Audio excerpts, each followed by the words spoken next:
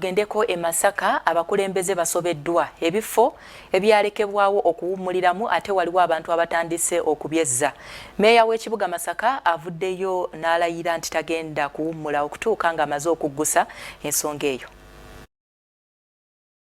Abakulembeze mu kibuga Masaka bibasobedde oluvannyuma lw'ebifo ebyalekwawo abantu bawummuliremu okuba nti bigenda biggwawo kimu ku kimu ng'abagagga babizimbamu. Kino kidiridde ekifo ekiri mu kibuga Masaka wakati ku luguudo lwa Kampala Road okutandika okuyiikuulibwa ettaka.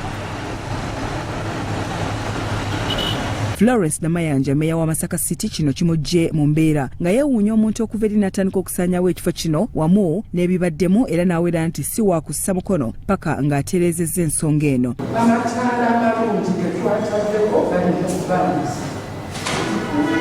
It's very unfortunate. Omuti gwaffe omuyembe era badde muzaalibwa ebintu ofiisa wasangiddwa kutyo ani yakkiriza. Ashles Mawanda nga yamyuka meeya wa Masaka agamba nti omugagga yakozesezza omukisa ogw'olunaku olwa Liberation Day nga tebali mu yafeesi n'atandika okuyiikuula wano naye agumizza bannamasaka nti bakuvaayo mu bwangu ddala okulaba nga batereeza embeera eno.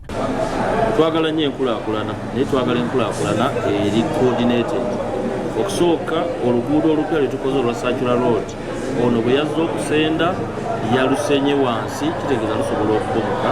Zino ssente za gavumenti, ssente za muwamusolo. Emiti gyasaliddwa tewali amanyi yakisaze. Byonna baabikoze mu budde obw'oluwummula ate n'eggandalo lya weekend.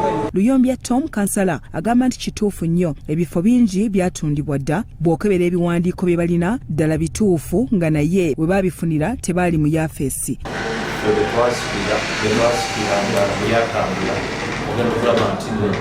Omanyi tusikira office tetusikira bantu kyosanga mu lupapula bw'omukitunulira nga tikisasula kudda mabega kiyinza okugaana. N'abakulembeze abalala nabo bavumiridde ekikolwa kino era ne basaba ababasingako okubaako ne kibakolawo. Abantu bali ku byanfuna byokka kitukirizenye na kintu ekyo baatemye omuyembe ogwadde omunene nnyo mu kitundu nga guyanga abantu bajja ne bagulyako emiyembe akatula ekifo bakiwummuliramu nga tutisubira n'okugamba nti omuntu asobola okugamba nti bazimbewo.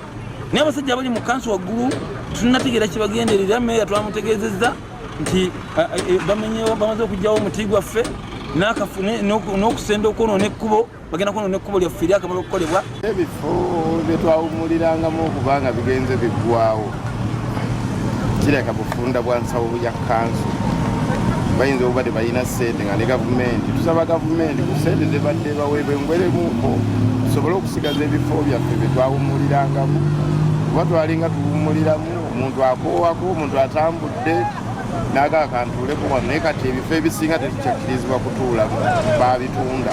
Tusaba gavumenti ne mukono gwayo ogw'amaanyi etwongere ku ssente mu site. Ronald Mukisa, Salt TV, Omunnyo.